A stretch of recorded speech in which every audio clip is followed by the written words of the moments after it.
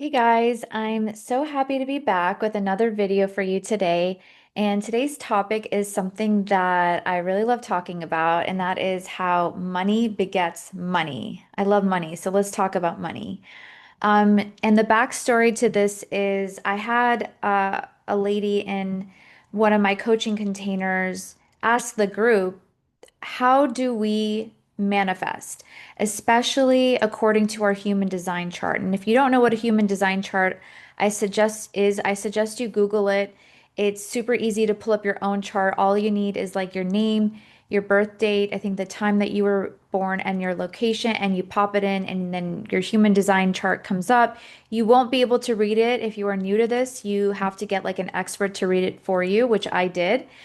And basically, in my chart, it says that I manifest in a masculine way, meaning I manifest by doing the things as opposed to the feminine way of manifesting, which is more in like sitting in the energy and the belief and the meditating and the praying and all the feminine ways to manifest.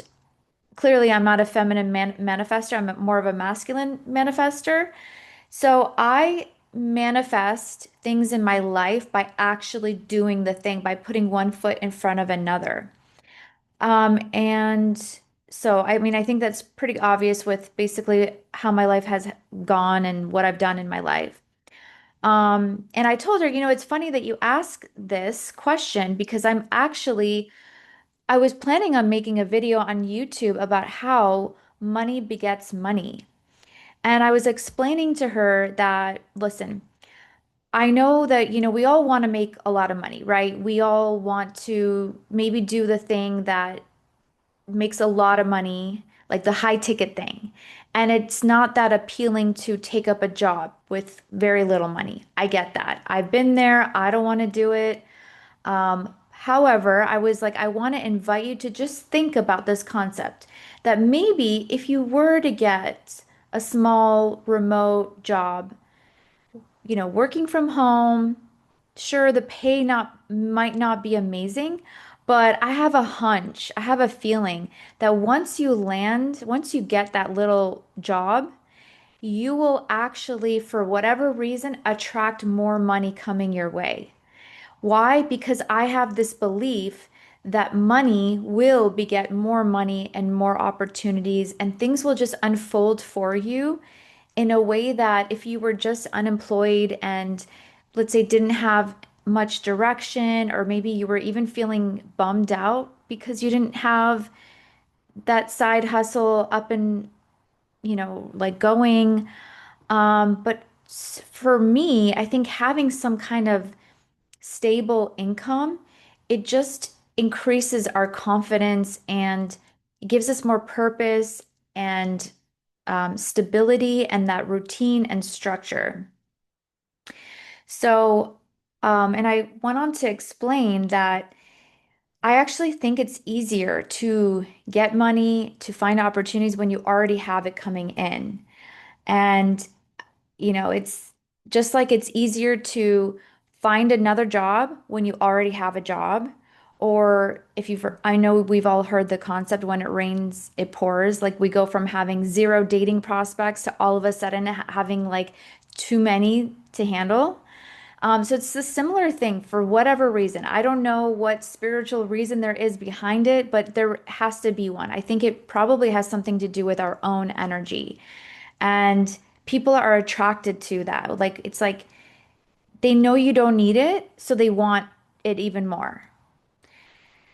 Anyway, so going back to this concept of a 9 to 5, I get it. If you're one of those people who you think it sucks and you don't like it and you want to start a side hustle, I've been there before. Trust me, I that's all I could ever focus on is just getting out of my 9 to 5 and making money remotely. That is all I ever wanted. That is all I was ever trying to do. Um, and luckily it did end up working out for me by like random events. And also, I worked at it. Like I put one foot in front of another and I made it happen. Um, but the benefit to having a 9 to 5 while you're working on getting out of it. I'll tell you a few examples of why I think it's important to still keep your 9 to 5. Even if you are unemployed right now, but you really want money, but you just want to do it in some creative way or get your side hustle off the ground, I actually think it would be beneficial to you to pick up a side job, something that is stable, so that it can calm your nervous system and you don't have to do things irrationally or do things that are not really like aligned with you. So I'm going to give you some examples of why having a 9 to 5 is actually going to be more beneficial for you. So first of all, if you have savings, you can have more risk. You can take more risks because you have your steady job. So, you know, I mean, I think that one is like a little bit more common sense.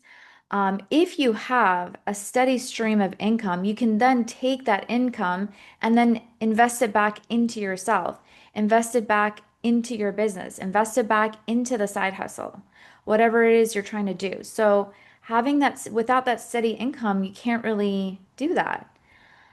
And I know I touched on this already, but if you don't have money, you're kind of forced to say yes to bad opportunities. But when you have money coming in, then you can afford to say no. You can afford to only say yes to the things that like are really aligned with you. Okay? I'm gonna take a sip.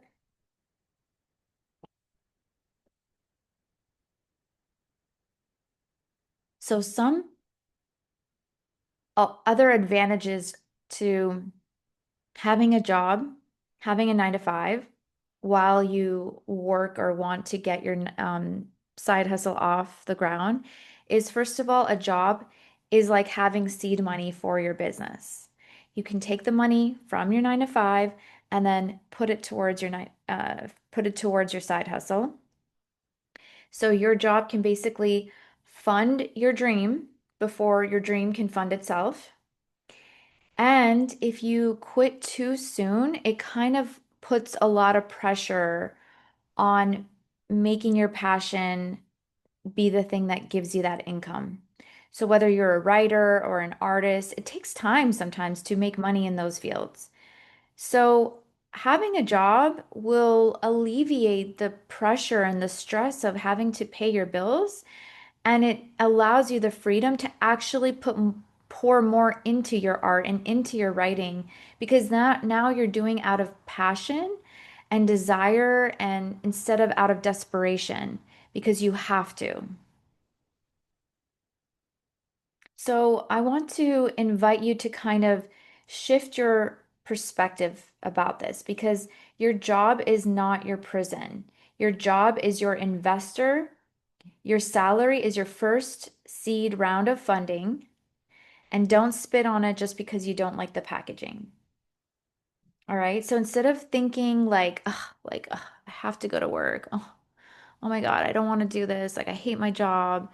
Think of it as like, no, like, I get to go to work. I get to just go in, do my job, get my money, take my money, and then go put it into the thing that's gonna like grow me and elevate me further. So I would recommend um, saving about 6 to 12 months of your income before you leave, just in case, you want to have. In fact, uh, I would actually not leave at all until your side hustle is fully like covering your lifestyle, like completely.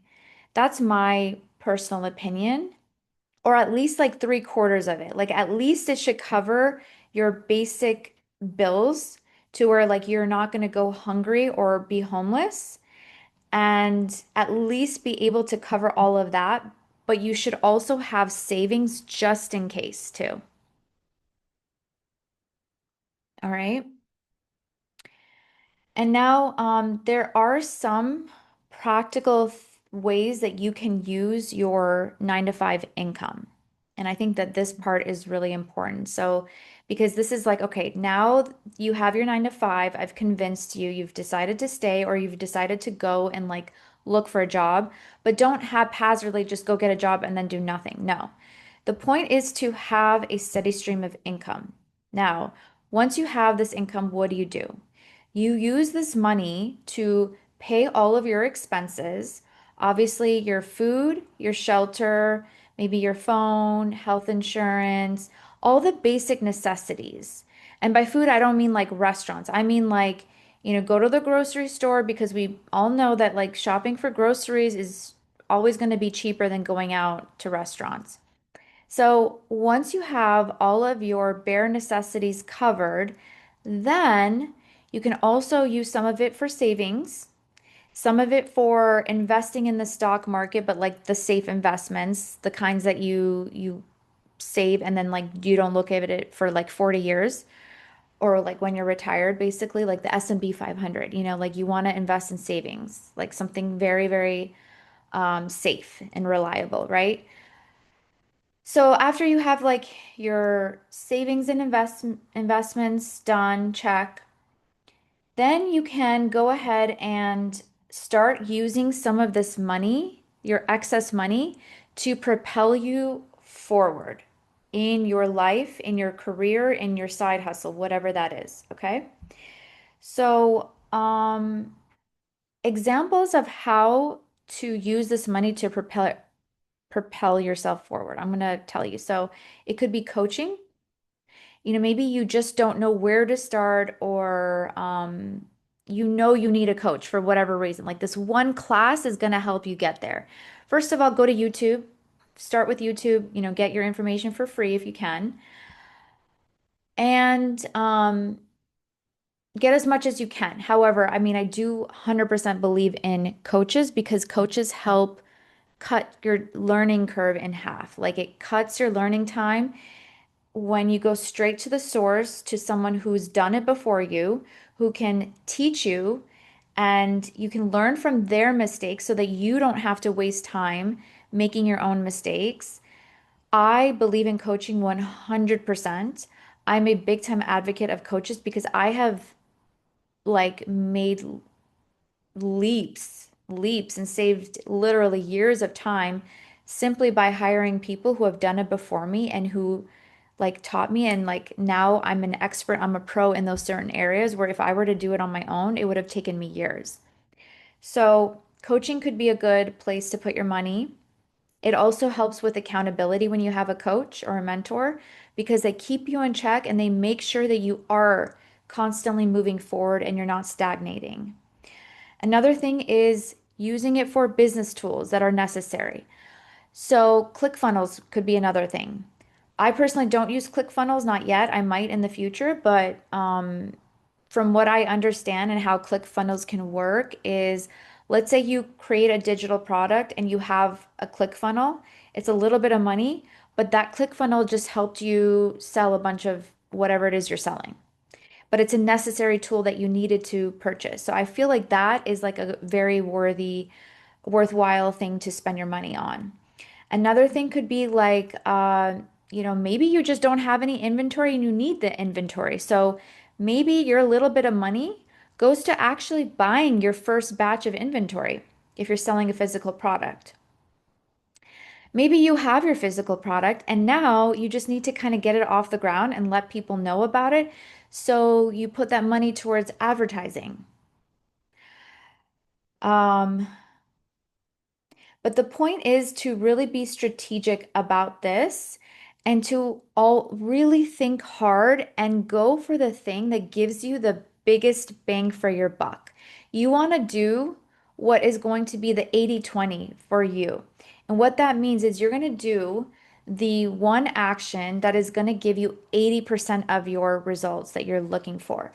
In fact, there is a book called The 80/20 Principle by Richard Koch. I think that's how you pronounce his last name. I still use the concept in this book daily. Why? Because this book has helped me to cut out all the noise, all the distractions, all the things that I Yeah, they might be kind of important or they're good to do, but is it a necessary thing? Is it the thing that's going to move the needle forward? Probably not. I mean, there's a lot of those tasks in my life. Like I literally have a whole running to-do list of things that I can do towards my business. I'll give you some examples. Like I need to, for example, organize certain photos on my phone. I need to reach out to past customers and get photos of like doors that they've installed on their house. I could, gosh, there's so much. I could like improve my website and make my website look better. I could make my social media better. There's a plethora of things that I could do today.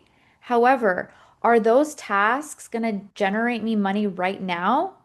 Or is perhaps an 80/20 thing going to be to call 10 customers today? Why? Because like customer reach outs lead to sales like this. So, like that to me is an 80/20 action. Calling customers, having that direct contact with them, and making a sale today is better than me organizing my door photos on my phone. Like not going to generate me any money. It's a need to have. I mean, it's a nice to have, it's a nice to do, but it's not going to like be that thing. So like cut out all the noise of all the to-dos that you have and pick out just like the three things that you absolutely know is going to move the needle and maybe put a little bit of your money towards those action items. So if you're not really sure what those are, maybe like you're just not a seasoned business person, like that's understandable. I would just consult with like find a friend, find a mentor around you that is successful in business and just ask them. Just say like, "Hey, these are all the things I'm thinking, what do you think I should tackle first?" Or if you had X amount of money, like where would you put it? And of course, like I actually would love to help you too. So if you wanted to DM me and ask me, I'd be happy to share. Um, because I love talking about business. It's definitely one of my passions for sure. Okay. So, another thing I want to put out there is like when you're thinking about where to spend your money or how to utilize your 9 to 5 income, I just want you to be wary, be careful of the lifestyle creep. So, just because you're making money at your 9 to 5 doesn't necessarily mean it's the right time to upgrade anything in your life, like upgrading your car, or upgrading your apartment, or upgrading your clothes or whatever. Now, maybe upgrading your clothes could be an investment in yourself. I don't know. I'm not saying it's not. I'm not saying it's not, because I know that for me, that was one of my things that once I made my business income, I did invest it back into myself, and wardrobe was one of them. However, just be mindful of it. Like, just because you get a raise at work, ask yourself, like, why am I choosing to spend my money on this, and how is this gonna multiply my money? So it should be something that could potentially multiply your income. Okay. Yeah. So, and it, like I said, it really just comes down to at the end of the day, it's like your mindset around this whole thing. So, look at your 9 to 5 as something to actually be grateful for. Like you wake up and you're so grateful that you have the opportunity to even go to a 9 to 5, to even make the money, to now come and put it towards a side hustle.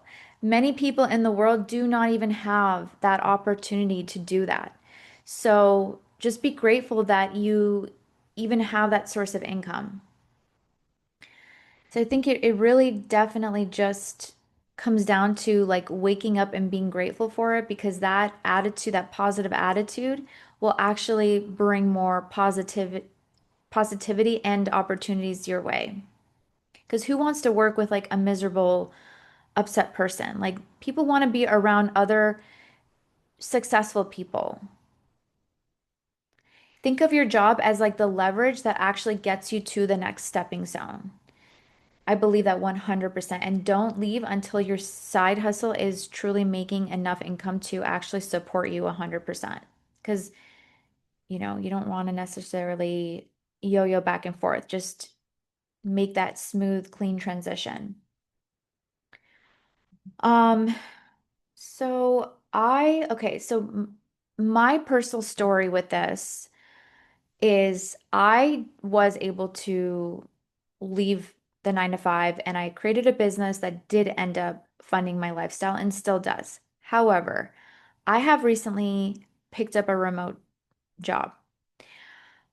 I didn't really need it, but after doing so, I've realized I actually really love the structure and the discipline. Like, I'm even more disciplined. Like, if I thought I was disciplined before, I'm even more disciplined because it literally forces me to sit down 8 hours a day and do nothing but like literally sit at my desk. And so I really have been enjoying the structure and the stability that it's giving me. So, how long will I work doing this? I don't know, but I know that it's working for me for now. So, for those of you who are watching this, who already have your job, like it's almost like it even just forced me to push myself to the max, like the maximum capacity, because now I'm truly utilizing every single minute of my day.